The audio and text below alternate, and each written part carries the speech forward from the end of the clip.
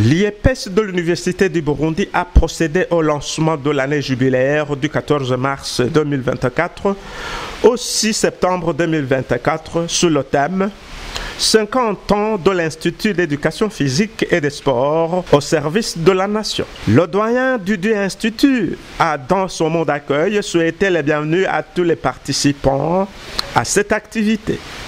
Il a par la suite signalé que compte tenu des échanges qui vont avoir lieu, des solutions jailliront face aux multiples défis qui hantent le métier du sport dans notre pays. À l'Université du Burundi, à travers son Institut d'éducation physique et des sports, est grandement honoré de recevoir dans son sein les bienvenus, les lauréats, les gens qui ont passé, qui ont travaillé dans cette même université, qui sont rassemblés ici au CELAB pour un échange qui est organisé dans le cadre de la célébration des 50 ans d'existence de l'Institut d'éducation physique et des sports IEPS.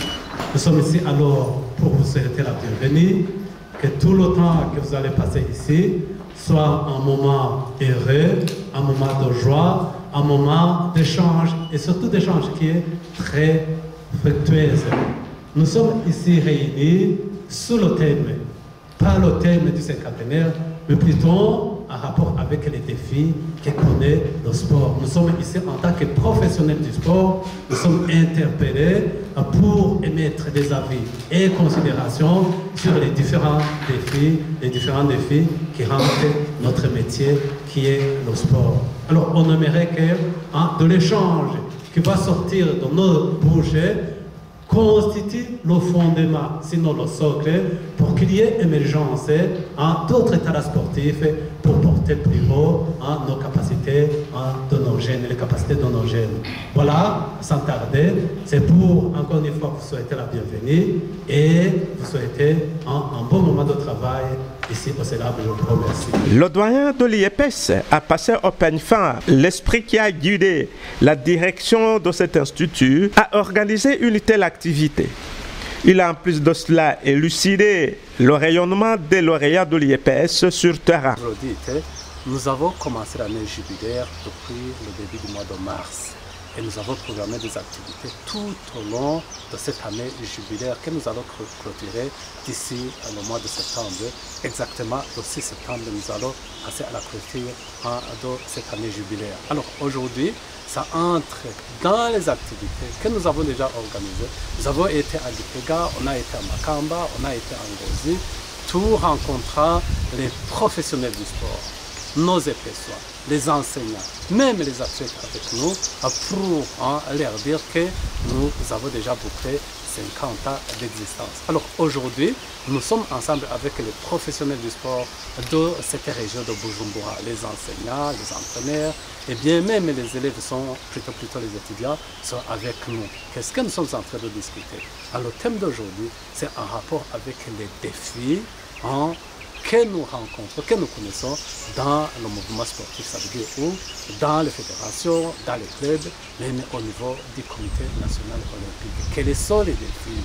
Quelles sont les stratégies? C'est ça que nous sommes en train d'échanger. Sur le terrain, nous formons principalement les enseignants. Mais à côté des enseignants, nous avons des entraîneurs des différentes disciplines sportives. Alors, à la fin de l'ère précise, les uns vont au niveau de l'école secondaire pour aller enseigner le cours d'EPS. Les autres vont dans des clubs et les mouvements sportifs pour aller faire de l'entraînement sportif. Vous me demandez quel est leur niveau de rayonnement. Là, ça va vraiment être difficile à répondre parce que je n'ai jamais fait de recherche qui montre le niveau, l'engouement de participation dans les mouvements sportifs. Sinon, nos produits sont déversés ici et là sur le terrain. Il y en a qui sont des entraîneurs et qui s'acquittent correctement de leur tâche. Mais si vous avez été avec nous dans les échanges que nous avons suivis, nous avons constaté que le niveau de participation de nos lauréats dans les mouvements sportifs n'est pas assez satisfaisant. Qu'est-ce qui est à l'origine de cela? Eh bien, les uns ont dit qu'entrer là-dedans n'est pas aussi facile. Eh bien, l'on doit s'obscurer, l'on doit se battre. Et on dit que, eh bien, Cette planète appartient aux plus combattants. Nous leur demandons d'être des combattants, de foncer, de travailler, mais pas foncer avec les mains, mais foncer avec les résultats sur terrain. Et c'est cela qui leur permettra bien de rayonner dans le mouvement sportif.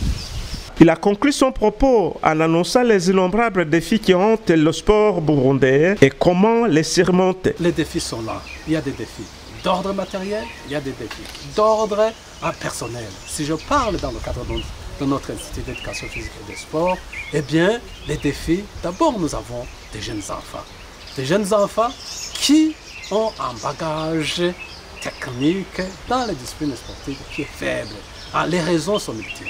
Les raisons sont multiples. Eh bien, c'est le relâchement au niveau de l'encadrement, au niveau de la base, je dis, depuis l'école primaire, au niveau secondaire, et du coup, ça a un retentissement au niveau de l'université sur les capacités athlétiques de nos lauréats que nous recevons à l'Institut d'éducation physique.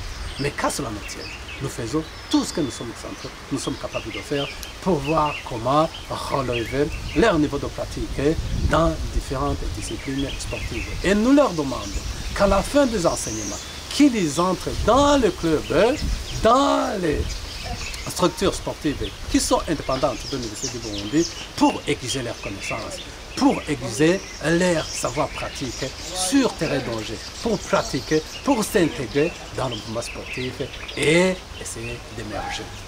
Lors de la clôture de la célébration de ce cinquantenaire, différents exposés ont été partagés avec les participants. À titre d'exemple, le rôle du lauréat de l'IEPS dans la promotion socio-économique du pays.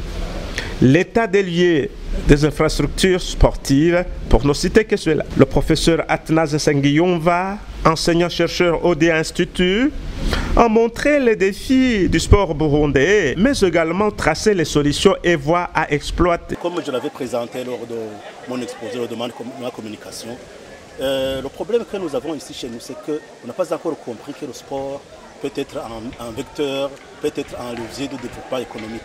Ici chez nous, on n'a pas encore d'infrastructures sportives qui remplissent les normes. Quand nos enfants courent sur nos pistes, quand nos enfants jouent sur nos terrains, parfois ils jouent sur des terrains qui ne remplissent pas les normes. Ils courent parfois sur des pistes qui ne remplissent pas les normes.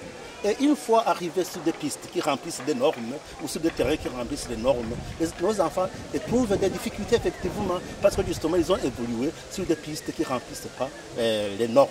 Aussi, nos pistes, nos terrains sont de mauvais état. Quand vous évoluez sur un terrain de mauvais état, sûr que quand il sera sur un bon terrain, les performances vont diminuer. Voilà pourquoi justement je dis qu'il nous faut investir dans nos infrastructures pour que nos enfants aient plus de performances. D'abord, il faut se mettre en tête que le sport peut être un levier de développement économique. Ça, c'est la première chose. Le sport est un levier de développement économique. Une fois alors mis en tête que le sport peut être un levier de développement économique, alors il faut investir. Il faut investir. Il ne faut pas avoir peur de construire un stade olympique. Il ne faut pas avoir peur de construire une piste olympique. Il ne faut pas avoir peur de construire une piscine olympique. Parce que demain ou après-demain, on va organiser des tournois internationaux qui vont attirer des étrangers, qui vont attirer des compétitions internationales. Et c'est à partir de ces compétitions, justement, que le Burundi, que le pays, ait des fonds. Parce que, justement, ces étrangers qui entrent, ils amènent des devises. Et imaginez quand vous organisez une compétition internationale, combien d'hôtels, combien de restaurants, combien de routes, combien de bus qui sont utilisés dans ce tournoi. Tout ça, c'est de l'argent qui entre dans le pays et ce qui fait développer le pays. Donc, à mon avis, investissons dans les infrastructures sportives. Comme ça, le pays verra son économie améliorée. Signalons à toutes fins utiles que différents certificats d'honneur et de mérite ont été décernés à différentes personnalités qui se sont illustrées dans la promotion du sport burundais.